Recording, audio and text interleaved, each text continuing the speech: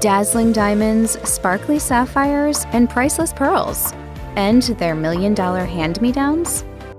Queen Elizabeth II was said to have owned about 300 pieces of jewellery. So will the late British monarch be buried with any of those rare and expensive pieces?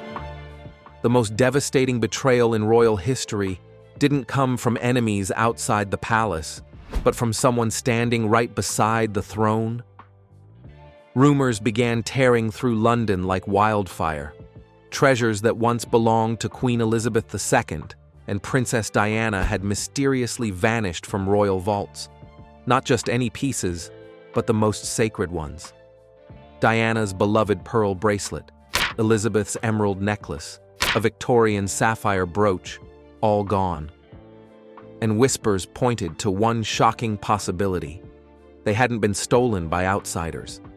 They'd been removed by someone with access, someone with authority, someone whose name no one dared speak out loud at first. For Princess Anne, this wasn't just about missing jewelry. This was about protecting her mother's memory and everything the crown represented. Stay with us, because what Anne discovered would trigger the biggest royal scandal in decades. The sacred treasures. Grasp why this scandal exploded the way it did. You need to understand what these jewels actually represent. They're not just expensive ornaments sitting in a vault. Each piece carries generations of history, worn during coronations, state dinners, and moments of national importance. When Elizabeth II wore her emerald choker, she wasn't just accessorizing. She was carrying forward a tradition that stretched back centuries. When Diana slipped on her pearl bracelet, it became part of her story, part of how the world remembered her grace and warmth. The royal collection operates under complicated rules. Some pieces belong to the state, held in trust for the nation. Others are personal, passed down through wills and private gifts. Elizabeth blurred these lines throughout her reign, mixing state jewels with family heirlooms freely. It worked because no one questioned her judgment. But once she died, those blurred lines became dangerous territory. Buckingham Palace has announced Her Majesty Queen Elizabeth II, the longest reigning monarch in Commonwealth history, has died at the age of 96. Who decides what goes where now? Who has the right to touch these pieces, move them, or worse, remove them entirely? Diana's jewelry held special weight. Her pearl bracelet wasn't just an accessory. For William and Harry, it represented their mother's elegance and the bond they shared with her. The sapphire pieces she wore weren't merely beautiful. They symbolized her strength during impossible times. The British public never forgot Diana, and these jewels kept her memory alive. For Anne, protecting them meant honoring both her mother's reign and Diana's legacy. This is why the first whispers of missing items sent shockwaves through those who knew. When people started noticing gaps in the collection, it could have been explained away as simple disorganization. Royal inventories are massive, spanning thousands of pieces. Things get moved for cleaning, appraisals, exhibitions. But then came the disturbing part. Auction houses in Monaco and Geneva started listing items that looked suspiciously identical to pieces that had recently disappeared. The descriptions matched too perfectly. The timing lined up too neatly. This wasn't chaos or confusion. Something deliberate was happening. The British people have always had mixed feelings about their royal family. They love the pageantry and tradition, but they also watch for any hint of impropriety. History shows that the public forgives quirks and eccentricities, but betrayal? Never. And the idea that national treasures tied to beloved figures like Elizabeth and Diana might be mishandled or sold off, that crossed every line imaginable. Support for the monarchy rests on trust, and trust was starting to crumble. The investigation begins. Catherine noticed it first. She'd been reviewing photographs for an upcoming royal engagement when something caught her eye.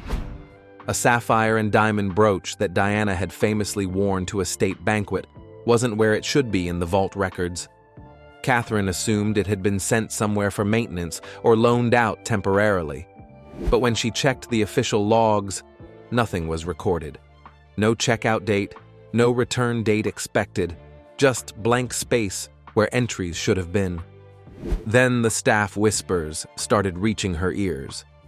A footman, who'd recently been let go, confided in a former colleague about something strange. He claimed he'd been ordered to deliver sealed velvet cases to Camilla's private residence at Ray Mill House. He swore that inside one of those cases, he'd glimpsed Diana's pearl bracelet catching the light before the lid snapped shut. Another staff member, still employed but speaking cautiously, mentioned seeing delivery documents marked as authorized, signed by Camilla herself, not by the usual collection keepers. The coincidences kept stacking up, impossible to ignore. In Monaco, an auction catalog featured a Victorian emerald choker that bore an uncanny resemblance to one last documented on Elizabeth II.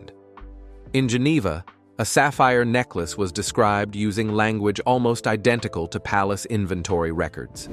The timing of these auction appearances lined up perfectly with gaps in the royal vault logs. Catherine started keeping notes, documenting every inconsistency, every missing piece, every suspicious signature. When she brought her findings to William, his reaction was immediate and fierce. These weren't just valuable objects to him. They were his mother's memories made tangible. Every jewel Diana wore carried her energy, her presence, her love. The thought that they might be treated as mere commodities, passed around or sold off, was unbearable. For William, this became personal in a way few things ever had. Outside the palace walls, social media detectives jumped on the story. People started cross-referencing auction photographs with archived images of Diana and Elizabeth wearing identical pieces. Hashtags exploded across platforms, carrying names like "Where are the jewels?" and "Protect Diana's legacy." What began as palace whispers transformed into public outcry within days. Polls showed that nearly 2/3 of British citizens believed something inappropriate had happened with the jewels. Only a small fraction defended Camilla, while the rest admitted they didn't know what to believe anymore. Buckingham Palace had turned tense, almost toxic. Loyal staff who'd served Queen Elizabeth for decades suddenly found themselves trapped in silence. Some whispered about jewels vanishing without explanation, but speaking up meant risking everything. One archivist who questioned missing sapphires was quietly removed. The warning was clear: stay silent or face ruin. Princess Anne saw enough. Quietly, she began building her own case, collecting shipping records, tracking auction houses, and listening to frightened staff who trusted her. With every detail, the pattern grew darker. This wasn't confusion, it was deliberate, and one name kept surfacing: Camilla. Anne stayed calm, strategic, and precise. No public outbursts, just evidence. She was preparing for a confrontation that could shatter the royal family. The missing jewels were no longer about property. They symbolized the monarchy's integrity, and Anne was ready to defend it no matter the cost. The confrontation erupts. When the emerald choker surfaced in Geneva, perfectly matching Windsor records, denial was no longer possible. Anne had already gathered a small circle of loyalists, a retired equerry, a senior archivist, and a former lady-in-waiting, all devoted to Elizabeth's legacy. Together, they cross-checked auction catalogs with palace inventories and shipping logs. The pattern was undeniable. A brooch missing in March appeared for sale in May. A sapphire necklace lost in April resurfaced in June. William and Catherine quietly assisted Anne. Catherine gathered photo comparisons of auction pieces with images of Diana and Elizabeth. William pressed senior staff for answers, but every response was vague, cloaked in routine evaluations and excuses. Then came the breakthrough that changed everything: shipping receipts bearing Camilla's personal signature. These weren't ambiguous authorizations. They were explicit sign-outs, often labeled "for evaluation" or appraisal purposes. But no records showed these items ever returning. Even more damaging, emails surfaced between a Geneva appraiser and someone connected to Camilla's household. The descriptions in those messages were unmistakable, matching palace records word for word. Anne decided it was time for a direct confrontation. She requested a private meeting at Clarence's house and arrived with her evidence neatly organized in folders. Her tone was measured, but ice-cold. Camilla responded with indignation, insisting she'd done nothing wrong, that any jewels she handled were simply being professionally valued. But her explanations crumbled when Anne produced a handwritten letter from Elizabeth II herself. The letter, written in the late Queen's distinctive hand, expressed Elizabeth's explicit wish that Anne oversee the protection of specific heirlooms. It emphasized that Diana's jewels in particular should never leave the royal collection without direct approval from her sons. The weight of those words, coming from Elizabeth beyond the grave, was devastating. This wasn't just Anne's opinion anymore, it was the Queen's command. Camilla's defense shifted to anger. She accused Anne of orchestrating a vendetta, of trying to undermine her position as queen consort. She suggested, "It's my sincere wish that when that time comes, Camilla will be known as queen consort as she continues her own loyal service." Catherine was manipulating the narrative to elevate her own standing. But Anne remained unmoved. Those present described the exchange as one of the most intense confrontations in modern royal memory. Camilla was fiery and defensive, while Anne stayed controlled, her words carrying the authority of someone who'd been entrusted with protecting the crown's integrity. Charles sat between them, visibly tormented. His face showed the agony of a man torn between his wife and his duty to his mother's legacy. At several points, he tried to speak, but the intensity of the argument overwhelmed him. To take sides meant betraying someone he loved, and that paralysis only made the situation worse. Behind the scenes, palace aides recognized the institution itself was in danger. Leaks had already reached the press, fueling public speculation. If proof of Camilla's involvement became fully public, the scandal would be catastrophic. But suppressing the evidence carried its own risks. Silence wasn't protection anymore. It was complicated, and everyone knew it. Anne refused to back down. She secured additional testimonies from staff who'd handled the transfers, some speaking anonymously about velvet-lined cases carried discreetly at night, orders given in hushed tones, and the unmistakable weight of priceless jewels being moved without proper documentation. Each testimony added another page to the growing dossier, closing the gap between suspicion and certainty. The timing made it worse.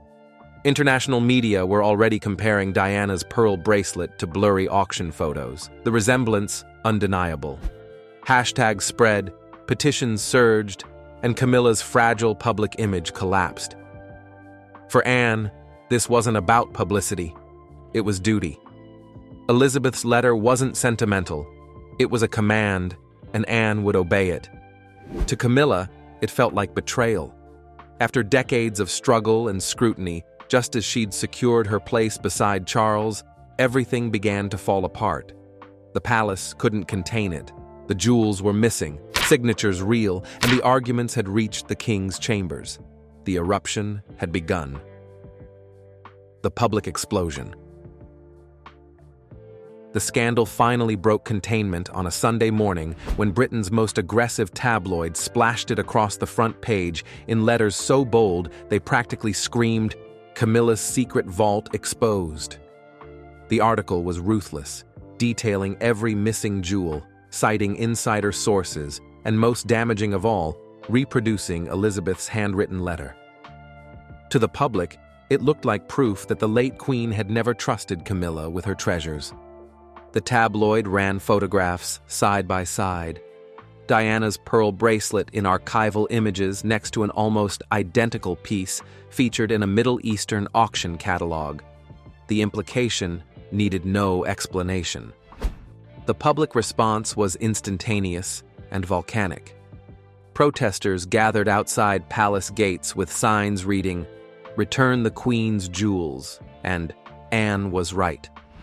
Chants supporting Catherine echoed through the streets, casting her and Anne as defenders of legacy against Camilla the interloper. Social media erupted like a digital wildfire. Hashtags dominated every platform: Jewelgate, Camilla exposed, Diana's legacy. Television networks seized on the visual drama. The BBC ran split-screen coverage showing Anne solemnly holding her mother's letter on one side, while on the other, Camilla brushed past reporters with a curt "nonsense" when asked about the allegations. The contrast was devastating. Anne looked dignified and dutiful. Camilla appeared defensive and cornered. The scandal deepened when Prince Harry weighed in from California. He released excerpts from private letters Diana had written in the 90s. In one, she mentioned her pearl bracelet and described seeing it in Camilla's possession, calling it a reminder of everything taken. That phrase electrified headlines worldwide. "Diana speaks from the grave," the tabloids screamed. For millions, this transformed suspicion into certainty. International coverage was relentless. American networks compared it to Watergate, dubbing it Jewelgate. French newspapers ran headlines about Le Scandale des Bijoux Volés. German outlets called Camilla die vergessene Königin, the Forgotten Queen. Within 48 hours, over 20 million people had engaged with the story online, making it the most viral royal controversy in decades. Charles tried desperately to contain the damage. Behind closed doors, he pleaded for calm, urging aides to shield Camilla from the worst attacks. But even his most loyal courtiers admitted the evidence was impossible to refute. When the Queen herself leaves written instructions, one insider confessed, how can anyone argue? Camilla's public appearances became nightmares. At a charity event, a reporter shouted, "Did you steal the late Queen's jewels?" Cameras caught her snapping back, "It's rubbish." The clip went viral instantly, replayed endlessly with mocking captions and memes showing her clutching bags bulging with stolen gems. Every appearance made things worse. Anne, meanwhile, emerged as an unexpected heroine. Without seeking attention or raising her voice, she carried herself with quiet dignity. Editorials praised her resolve, calling her the daughter who honored Elizabeth's legacy when others faltered. One major newspaper declared, when silence would have destroyed the crown, Anne chose duty. Catherine's role was more subtle but equally powerful. Her past appearances wearing Diana's jewelry were now framed as acts of reverence, proof she understood the weight of legacy. The contrast between Catherine's composed grace and Camilla's visible strain couldn't have been sharper. In the court of public opinion, the verdict was clear. By week's end, polling showed devastating numbers. 82% of Britons sided with Anne's version of events. Only 11% believed Camilla's denials. The Queen Consort's approval ratings crashed to single digits, the lowest ever recorded for a senior royal. Anne's popularity, meanwhile, soared to levels she'd never experienced before. Inside the palace, the fracture was complete. Courtiers who'd once aligned with Camilla quietly shifted loyalty to William and Catherine's household. Clarence House, once bustling with activity, grew eerily quiet. Even senior aides began avoiding Camilla's calls, afraid of guilt by association. For a woman who'd fought decades for acceptance, the collapse was swift and brutal. Charles bore the strain visibly. Public appearances showed him looking frailer, his smile forced, his voice weaker. Behind closed doors, he reportedly told an aide, "I've broken her heart, but I cannot break the crown." When that quote leaked, it only added fuel to the fire, painting him as a king forced to choose between love and duty, and choosing the crown. Camilla became a ghost within her own institution. Though she kept her title, her influence vanished. Invitations dried up. Her speeches were shortened or reassigned. At one event, the crowd greeted her with stony silence, then erupted into cheers when Catherine appeared moments later. The symbolism was crushing. Anne wore her mother's recovered brooch to a remembrance service, a quiet but powerful statement. The audience broke protocol and applauded thunderously, making it clear where public sympathy lay. International headlines echoed the sentiment. The French media called her La Gardienne de la Couronne. Australian broadcasters labeled Camilla the Queen without trust. William and Catherine navigated carefully, issuing no triumphant statements, avoiding direct comment, letting Anne carry the moral authority. Their silence projected stability, and in that vacuum, the public unofficially crowned them as the monarchy's true future. Advisors described it as a passing of the torch without words. But beneath the surface, unease lingered. Rumors persisted that not all jewels had been recovered, that a second list existed somewhere, detailing heirlooms still unaccounted for. Each rumor threatened to reopen the wound, reminding everyone the scandal might not be finished. The jewels were back in the vault, but trust remained shattered. The lasting impact. The jewels now rest once more beneath Buckingham's chandeliers, catalogued and locked in velvet cases. Yet the air feels heavier. Every gem seems to hold the weight of betrayal. Anne takes quiet pride in fulfilling her mother's wishes, restoring both the treasures and Elizabeth's legacy. But her victory came at a painful cost. For Charles, the crown endured, but his spirit did not. Camilla's public disgrace haunts him, a cruel reminder of what duty demands. And for Camilla, the humiliation is lasting. Her title remains, but her credibility is gone, perhaps forever. A royal cautionary tale. The monarchy survived, yes, but barely, and survival alone isn't enough anymore. The scandal exposed a fundamental truth. Institutions only stand as long as trust holds them up.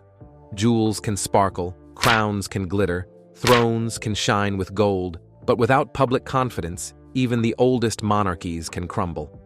Anne's unwavering integrity proved that principle matters more than politics. Camilla's downfall showed that once trust breaks, no amount of explanation can repair it. Beyond the palace walls, the scandal ignited broader debate. Schools now use it in ethics classes, asking what it truly means to protect shared heritage. Historians remind us that royal treasures aren't mere ornaments. They're vessels of memory, belonging to a nation, not a person. To the public, it became a lesson in honesty, accountability, and the danger of turning trust into ownership. That may be the true legacy, not the jewels, but the reminder that what we inherit must be guarded with transparency and care. Because once trust breaks, no crown or gemstone can ever restore it. And yet, one question lingers in drawing rooms and tabloid headlines alike. If there was one list of missing heirlooms that caused this explosion, could there be another still hidden somewhere? One more locked vault? One undiscovered ledger waiting to ignite the next firestorm? The jewels may be back tonight, but the wounds are far from healed. The monarchy's next test might already be closer than anyone wants to admit, waiting in the shadows for the moment to strike again. The crown glitters, but beneath that shine, cracks remain, and everyone knows it. If this story gripped you the way it gripped the nation, make sure you hit that like button and subscribe for more deep dives into the stories the palace doesn't want told. Because the truth has a way of surfacing, no matter how many walls try to contain it.